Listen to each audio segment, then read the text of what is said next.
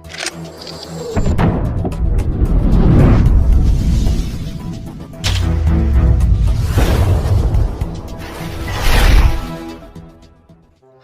बिल्कुल, commissioner Abdullah near Sheikh ने तहसील तांदलेवाला का दौरा किया। अब गाँव चमकेंगे प्रोग्राम पर अमल दरामद का जायज़ा लिया। इन्होंने अहले देहात में सफाई सुथराई के प्रोग्राम को सराहा।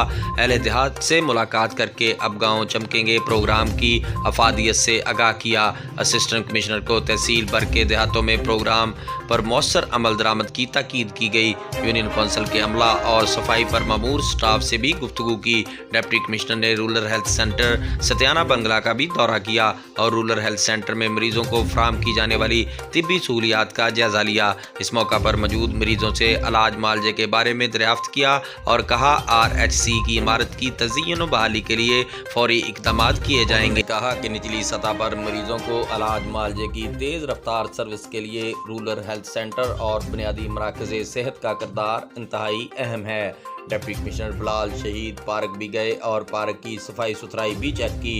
इन्होंने पार्क में बच्चों के लिए दस्तयाब तफरीही सहूलियात को बढ़ाने की ताकीद की और पार्क से मुल्हिका शानदार लाइब्रेरी का इफ्तिताह भी किया।